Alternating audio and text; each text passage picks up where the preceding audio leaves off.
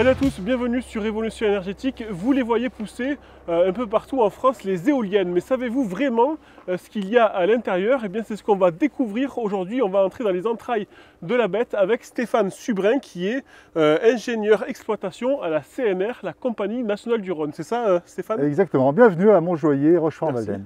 Eh bien, on va embarquer, on est déjà équipé. Je crois que tout est fait au niveau sécurité. Allez, je vous attends. Allez, c'est parti. Suivez-moi, c'est parti. Alors cette éolienne, quelle est sa puissance déjà? Je crois que c'est 750 kW, c'est ça? Exactement. Donc normalement 750 kW, si elle produit à 50% toute une journée, ça fait 9 MWh. Eh ben, ça fait 750 kW fois 12 heures.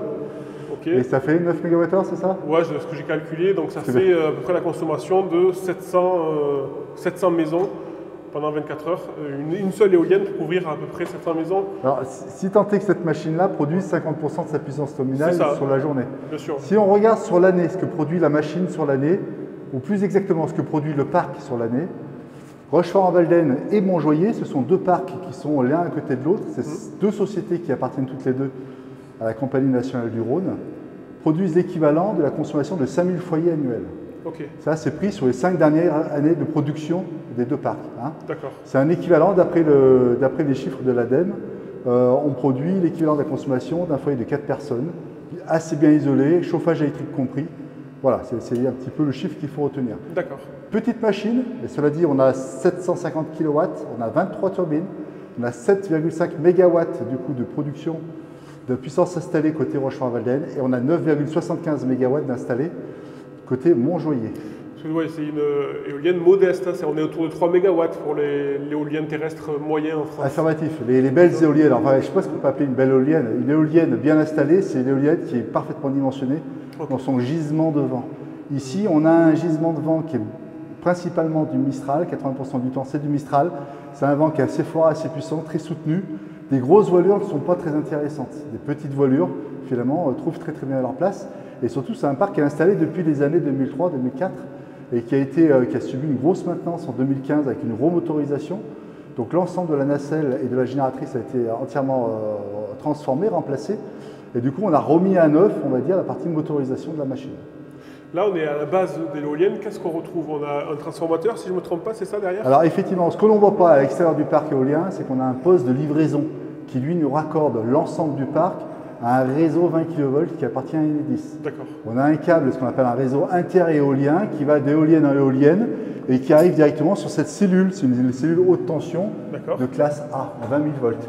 Okay. Cette cellule-là est alimentée par un transformateur. Ici, un transformateur à huile d'1 MW, parce que la machine fait 750 kW, mais elle varie en puissance. Donc le transfo, c'est un bain d'huile 1 MW. Et après, on a la partie électrotechnique, contrôle puissance des machines. Ici, on a un soft start, c'est un équipement qui permet le couplage de la machine sur le réseau. Et on a des charges capacitives qui permettent de faire la compensation d'énergie réactive. Tout ça, c'est de l'électrotechnique qui fait partie intégrante de la turbine. L'objectif étant de pouvoir produire l'énergie active demandée en transformant l'énergie cinétique du vent en énergie électrique. On verra la chaîne de transformation là-haut. Et de fournir également pour le réseau de l'énergie réactive de façon à assurer une tension constante. Donc là, ça transforme le courant, si je ne me trompe pas, de 690 volts à 20 000 volts. Affirmatif. Et on est sur du courant alternatif ou continu? Toujours alternatif. Ok. Dès lors que vous avez un transformateur, c'est 100% alternatif. D'accord. Okay. Là, on voit un écran. Est-ce qu'on voit, en normal, la production est affichée ici, c'est ça? Oui. Alors là, il n'y a pas de vent, donc aujourd'hui, il n'y a pas de chance. Ça ne tourne pas, il n'y a pas de niveau de puissance. On ne verra pas ce qui se passe sur la turbine. On l'a pour arrêter pour la raison de sécurité. On ne peut pas visiter une turbine en fonctionnement. Donc naturellement, on la passe à l'arrêt et donc elle passe à 0 kW. Donc l'éolienne est obligatoirement arrêtée quand on a une intervention dessus, c'est ça? Affirmatif. Les risques sont trop forts de monter dans une machine en service. En cas de freinage et d'arrêt d'urgence, il y a un effort inertiel qui va s'appliquer et la machine va se mettre à tanguer. S'il y a un travailleur dedans, il va se faire balloter. Et du coup, c'est interdit de travailler machine en service. Hein, okay. Sauf des cas bien particuliers avec des conditions de sécurité parfaitement encadrées. Ok. C'est le temps de monter. On a quoi, 46 mètres d'échelle à monter? 46 mètres, ça va à votre vitesse? D'accord. Moi, ça va à la mienne. La mienne, c'est assez rapide, mais je vais vous attendre. Je vais prendre mon temps. Normalement, il y a un ascenseur d'habitude, un monte-charge hein, sur les éoliennes récentes, c'est ça? Alors, c'est ni un ascenseur ni un monte-charge, c'est un élévateur de personnes. Élévateur de personnes. La réglementation est donnée pour les élévateurs de personnes. Mais comme cette éolienne est assez ancienne, il n'y en a pas. Même sur les éoliennes nouvelles. Les éoliennes nouvelles imposent naturellement d'avoir des élévateurs de personnes dès lors qu'elles font plus de 100 mètres de haut, ou au moins 100 mètres de haut. En dessous, on peut avoir des systèmes d'aide à la montée. Et ce ne sont pas les élévateurs de personnes, ce sont les systèmes qui vous tractent vers le haut au moment où vous montez sur l'échelle. Voilà. Il n'y a pas d'obligation légale, sauf les turbiniers, raisonnablement, pensent à mettre en place des systèmes d'élévation de personnes dès lors qu'on atteint 100 mètres de haut de machine. Mais sur le périmètre CNR, oui, on va dire 80%, 90% des turbines sont équipées d'élévateurs de personnes. Pas de chance pour vous, hein, il va falloir monter l'échelle. Allez, c'est parti. Ok, on est chaud? Je passe en premier ou... Non, je passe en premier. Allez.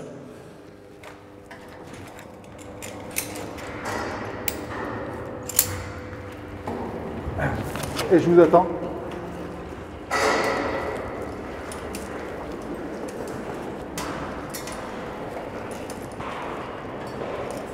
Allez, c'est parti. Je monte tranquille. Hein. Ah bah à votre rythme. Hein. Moi, il n'y a pas de... Il n'y a pas d'urgence à arriver en haut. Ça marche.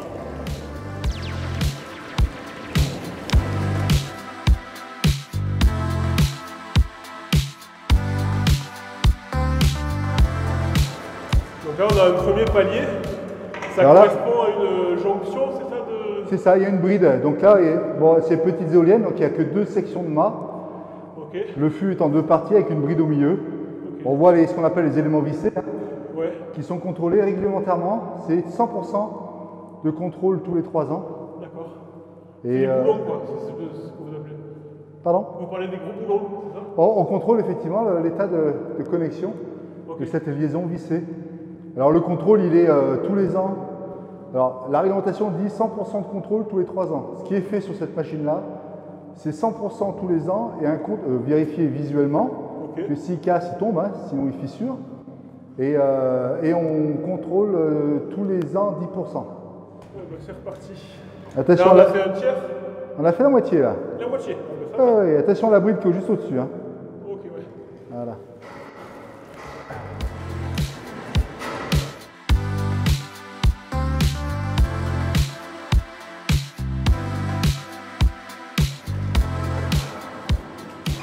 Ça y est. Donc on arrive. À moi de prendre des photos, c'est cool. Allez. Donc là, on n'est pas encore arrivé dans la... Ah non, t'en as fait qu'à moitié. Donc vous avez dit cet endroit ça s'appelle... Là ici, on est sous la couronne de Yo. Exactement, attention à ta couronne. Oh, merde. Tu te mets en position écartée de part et d'autre sur la plateforme. Tu prends une main décroche. Tu t'accroches autour d'un barreau.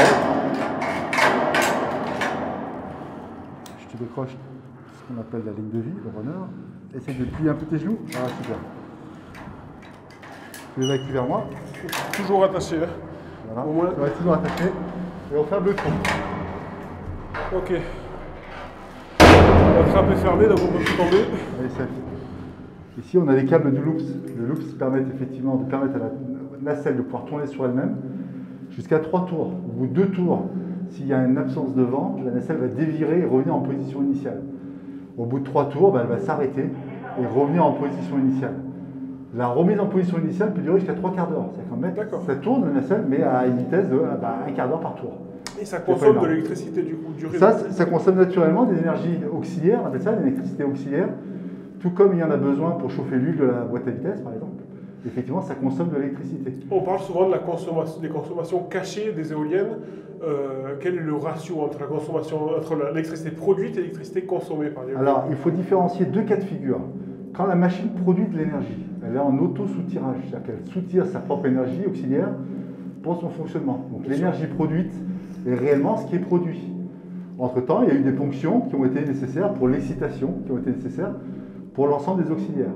Après, quand il n'y a pas de vent du tout, absence de vent, 0 vent, là, la machine, s'il y a un peu de vent, elle a besoin de s'orienter par rapport au vent. S'il fait froid, elle a besoin de se réchauffer son bain d'huile pour être prête à fonctionner. Et à ce moment-là, elle va consommer de l'auxiliaire. Alors là, pour connaître la ratio exacte, il faut différencier 2 types de turbines. Les turbines à attaque directe, donc la consommation Elle est très très faible, je crois qu'ils sont en dessous de 0,6%. C'est-à-dire que je regarde ce que je paye en termes de soutirage par rapport à ce que je produis, je suis à 0,6%. D'accord. Voilà. Et je dois être bien plus sur les machines MADA avec nécessité de réchauffer l'huile. D'accord. Et ça, faut que je recalcule. En fait, on a les factures Enedis pour le soutirage et on a les factures EDF pour la fourniture d'énergie. Je fais ration entre les deux et on voit que c'est très très faible. C'est un film, c'est marginal. Okay. C'est pas marginal, c'est un chiffre, ça se paye, hein, ça se valorise. Mais c'est beaucoup plus important sur les boîtes à vitesse, sur les machines avec des boîtes à vitesse que sur les machines où il n'y a pas de boîte à vitesse. Donc là, on est sur une machine à boîte de vitesse. Exactement. Qui est de marque Goldwind, fabricant chinois, c'est ça? Alors, oui et non. Encore une fois, c'est toujours un peu plus compliqué que ça. La licence, la machine a été conçue par des Allemands sous licence Repower. Repower, finalement, a été transformée et ça a changé de nom, c'est devenu Sanvion. La licence Repower, après, a été revendue aux Chinois, qui ont continué à fabriquer, finalement, cette machine-là. Mais la conception est allemande. La fabrication est chinoise. Sanvion, après, a été racheté par Siemens Gamesa. Donc voilà, il y a quand même, finalement, est-ce que c'est du chinois? Oui, sous licence Repower. Et le fût est d'origine, c'est le fût de l'éolienne qu'il y avait avant. Tout à fait. Gemont, c'est ça. Ouais. C'est les Gemont. On voit d'ailleurs la jonction. On voit la jonction. Cette bride-là, c'est une bride d'adaptation qu'il y a entre le monde d'avant, en Gemont, et le monde d'après en Goldwind. Cette bride est ni plus ni moins une bride d'adaptation. Donc les éoliennes peuvent tout à fait être rénovées, modifiées au fil de leur vie. Alors quand on fait des rénovations, il y a différentes façons d'appréhender la rénovation. Quand on reste comme Montjoie et Rochefort dans le même gabarit, même puissance, à ce moment-là, on continue avec les mêmes autorisations d'exploiter. Ça va très bien. 48 mètres, même puissance, 750 kW, ça va très très bien. Dès lors qu'on voudra modifier le volume, il faudra refaire une demande et à ce moment-là, on rentre dans du repowering, qui soit substantiel ou non substantiel. Il y a différentes gammes de repowering. Et là, on va rentrer dans des sujets qui vont nécessiter des études complémentaires. Voilà. On refera, si besoin, une étude complète. Très bien. Juste au-dessus, niveau électrotechnique, on a ce qu'on appelle la couronne de Yo. Alors, une machine éolienne, c'est comme un drapeau. Quand il y a du vent, elle se met toujours dos au vent. Alors, pour garder la machine face au vent, on a ce qu'on appelle les calibres de Yo. C'est ni plus ni moins des mètres 10 cylindres, comme des mètres cylindres avec des ferros d'eau dedans, donc des plaquettes de frein, sur une couronne de frein. Et finalement, on a des moteurs qu'on verra à l'intérieur qui orientent la machine toujours face au vent. Une fois que la machine est face au vent, on la freine et elle reste face au vent. Dès lors qu'on a un hystérésis qu'on dépasse, on va défreiner un peu, on va réorienter la machine et on va refreiner. Voilà, donc on retient la machine face au vent grâce au calibre de Yo. On va aller voir ça. Et juste en dessous, on a la gearbox, la boîte à vitesse. Allez, je pense qu'on la verra mieux d'en haut. Oui, allez. Allez, c'est parti. Alors, encore un petit peu de sécurité, on met un stop chute. De façon à pouvoir monter encore la salut supérieure. Une personne après l'autre, je suppose, sur cette échelle. Oui, je vous ferai passer le stop chute avec la ficelle. Oui.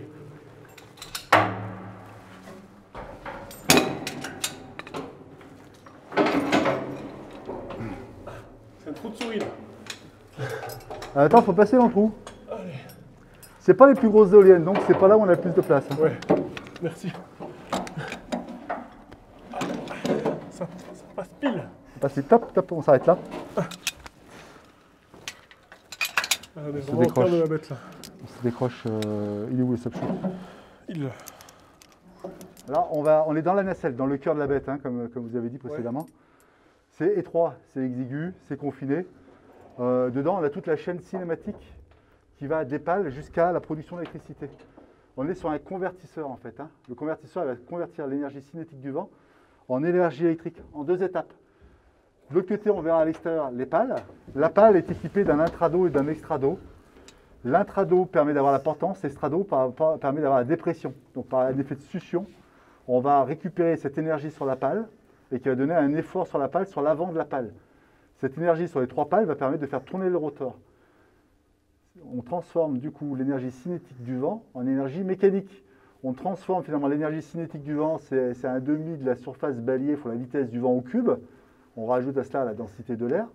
Et on le transforme en énergie mécanique par C oméga, le couple pour la vitesse angulaire. On arrive donc les 3 pales connectées sur le hub, qui vient du coup sur une liaison pivot qui a un roulement principal, on appelle ça un main bearing. Et après on appelle ça le main drive, l'arbre principal. Je suis assis sur l'arbre principal. Vous êtes assis sur l'arbre principal. Okay. Donc la force elle traverse ici. Juste derrière, ici, on a derrière un carter, parce que tout est cartérisé naturellement. Okay. On a un accouplement. Non, on a un accouplement qui permet de lier l'arbre principal à la boîte à vitesse. La boîte à vitesse, qui est une petite boîte à vitesse, un seul rapport, un tour d'entrée, 86 tours de sortie. Ah oui. Et à la boîte de vitesse, c'est la grosse machine bleue. Voilà, un tour d'entrée, 67 tours de sortie. Plus exactement, hein, je me sens un peu emballé. On a des ratios qui vont, ça c'est le plus petit de 67, jusqu'à 106 sur certains turbiniers, en termes de ratio. Un tour, ici, 67 tours de sortie. La boîte à vitesse, un seul rapport. C'est un train épicycloïdal. Juste derrière ce carter-là, on a un disque de frein. Qu'on peut retrouver sur des voitures, hein, un train épicycloïdal, c'est ça? Oui, dans les trains différentiels. Dans les trains, voilà. Au niveau des roues, quand on a le moteur qui alimente, donc un arbre moteur qui va alimenter 2 roues, on passe naturellement par un train épicycloïdal, ce qu'on appelle un différentiel. D'accord. Ici, derrière ça, on a un disque de frein, tel qu'on a sur une voiture, avec 2 plaquettes de ferro-dos, donc 2 mètres cylindres qui permettent de freiner dans les cas d'urgence la turbine. Juste après, on a un accouplement. Alors, on ne voit pas, encore ici caractérisé. Cet accouplement, en fait, il a plusieurs fonctions. Le premier, c'est limiter le couple, c'est-à-dire qu'il y a vraiment un limiteur de couple dedans. Sur ce type de machine, il y en a besoin. L'accouplement, lui, il est également en résine, ce qui permet d'éviter les courants vagabonds qu'il pourrait y avoir entre la génératrice et la gearbox et faire des désordres. Et cet accouplement permet également de corriger les défauts d'entraque sur les lignes d'arbres. Hein. Est-ce qu'on peut aller le voir de plus près? On peut s'approcher encore davantage, si on se décroche. Allez. Là, on peut se décrocher parce qu'on ne risque pas de chute de plus de 3 mètres. Okay. Donc, on peut évoluer principalement avec toujours 3 points d'appui. Hein. On a 4 membres. On s'en sert, on déplace qu'un point d'appui à chaque fois. Okay. Ça évite la chute. Là, juste là, un petit mot, c'est le système de refroidissement, hein, c'est ça? Ça, du coup, c'est l'aéro-réfrigérant qui permet de réfrigérer l'huile de la gearbox. D'accord. Quand la machine est à l'arrêt, il faut naturellement réchauffer l'huile pour sa viscosité, pour avoir ses propriétés mécaniques de lubrification. Mais il n'en déplaise que quand la machine tourne avec la pleine puissance, ça chauffe naturellement par les frottements internes. Et à ce moment-là, il faut refroidir l'huile. L'aéro-réfrigérant est fait pour ça. On prend de l'air extérieur et on recrache de l'air chaud à l'extérieur. L'air arrive ici? Non, l'air arrive depuis les deux dents de la nacelle. Okay. On prend l'air dans la nacelle parce qu'en fait, côté hub, là-bas, il y a quand même des entrées d'air. Hein. Okay. Les deux dents à la nacelle et on reprend l'air chaud et on le conduit directement à l'extérieur de la nacelle.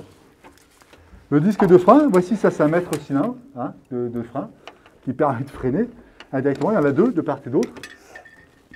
Ce frein-là fonctionne avec un circuit à manque. C'est-à-dire qu'en fait, c'est un manque de pression qui va freiner la machine. C'est-à-dire que si on vient à perdre toutes les énergies, naturellement, la machine va pouvoir freiner par manque de pression. D'accord. Hein. C'est-à-dire que dedans, on a des rondelles Belleville qui permettent d'avoir de l'énergie mécanique emmagasinée en termes de compression et qui, par effet quand on casse la pression de l'autre côté, va permettre d'appliquer une pression régulée sur le frein suffisamment, mais pas trop fort, de façon à pouvoir freiner la machine correctement. Je ne dis pas trop fort parce que si on freine trop fort, c'est un petit peu comme une motocross. Si on vient à sauter d'un tremplin, si on accélère, on fait cabrer la moto. Si on freine, on va faire piquer du nez la moto.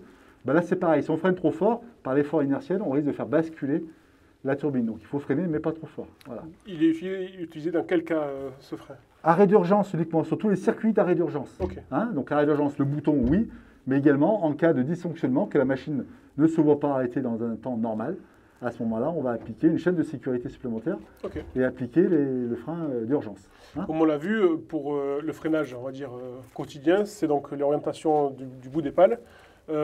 Pourquoi on doit freiner une éolienne quand il y a du vent?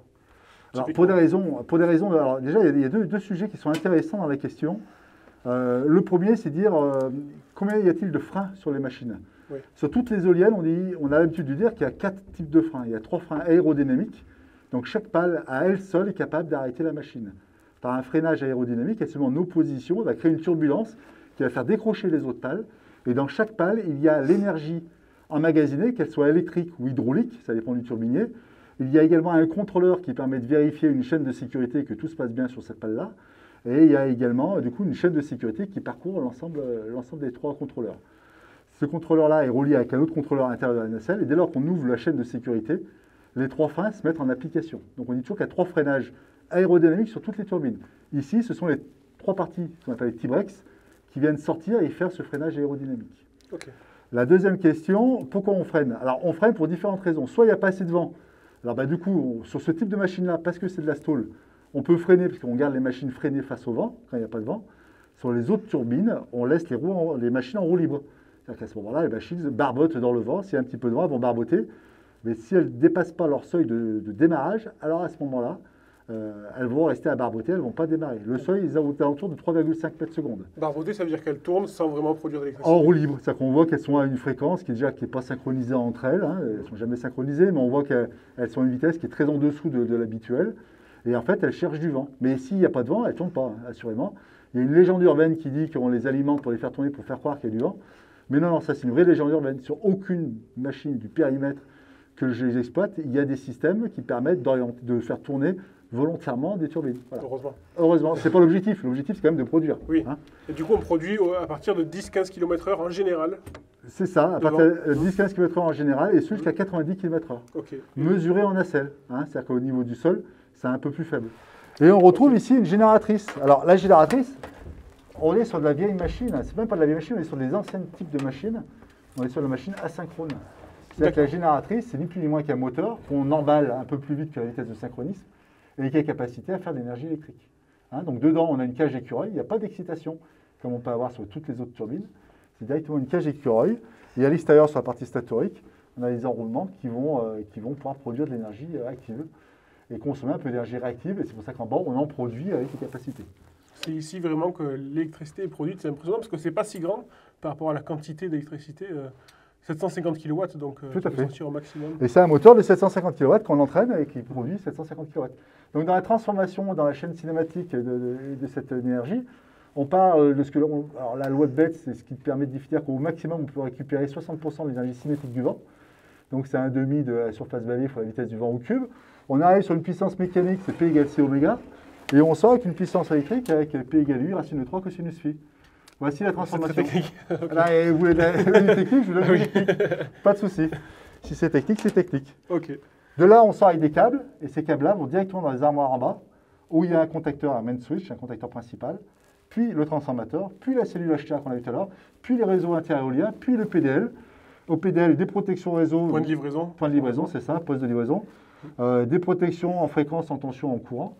Et une fois que tout est bon, et ben, tout ça, ça va sur le réseau local, 63 kV pour le poste source qui est à proximité. Et c'est consommé localement. Et si localement ça ne consomme pas assez, et ben ça reprend un échelon de tension, ça va un peu plus loin. Et maintenant, je vous propose, pour voir la vue, d'aller faire un tour dehors, parce que c'est là où finalement on voit toute la dimension du parc éolien. C'est des petites machines, mais multipliées, ça fait 9,75 MW pour la partie Montjoyer et 7,5 MW pour la partie Rochefort. Et du coup, 5000 habitations en équivalent consommation électrique, chauffage compris. Avec grand plaisir. Allez. Allez. On va passer par la trappe donc. Hein. Oui.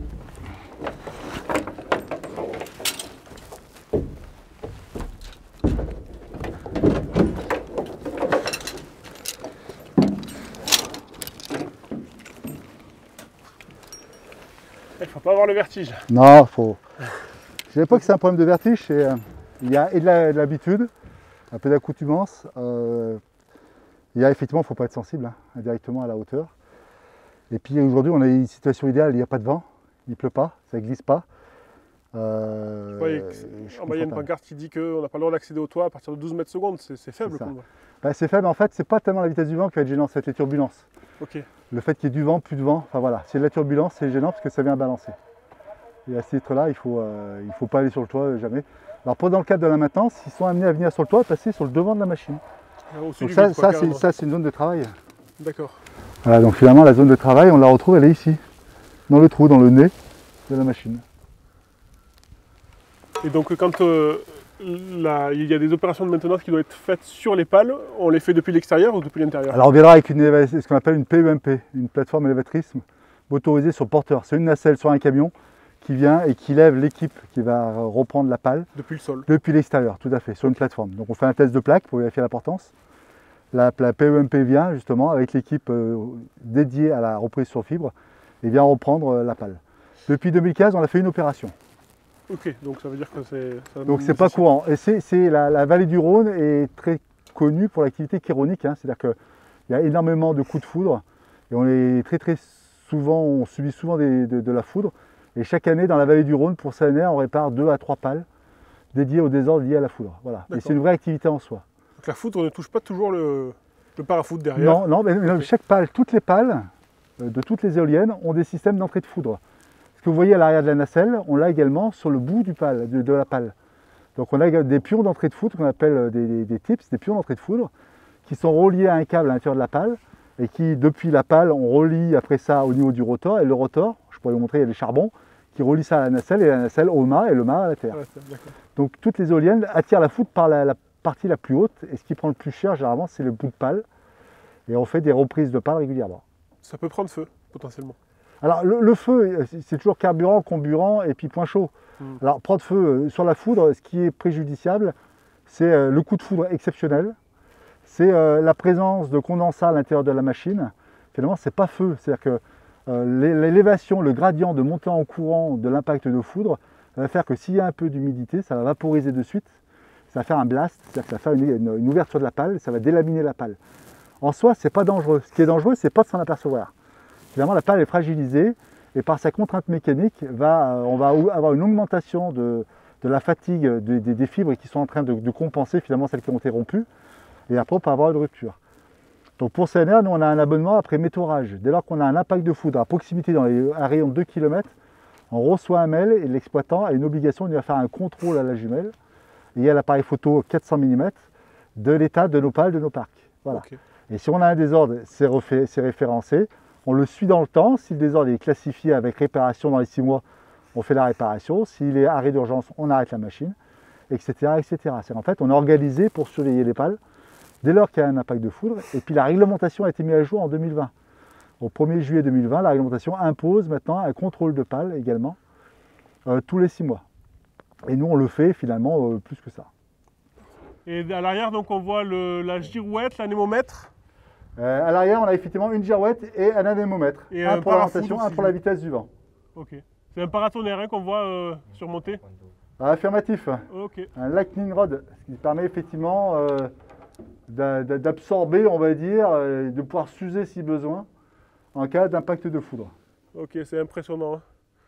Voilà, sur le toit d'une éolienne, et encore, c'est une petite éolienne. Hein. C'est une éolienne qui est 2 à 3 fois plus petite que les éoliennes couramment installées de nos jours, c'est ça?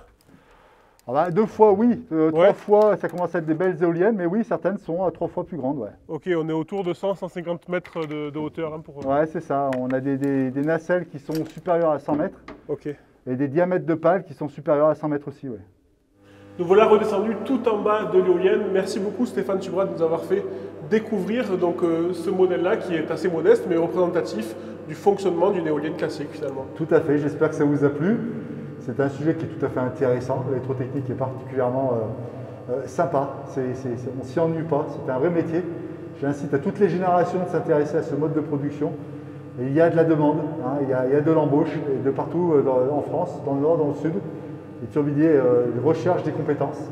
N'hésitez pas, si ça vous a plu, de vous y intéresser et de consulter les annonces qui doivent paraître de ci et de là. L'appel est lancé. Merci beaucoup d'avoir regardé cette vidéo. N'oubliez pas de vous abonner à notre chaîne YouTube, laissez un pouce bleu si elle vous a plu et évidemment de bombarder les commentaires. À très bientôt sur Révolution énergétique. Au revoir.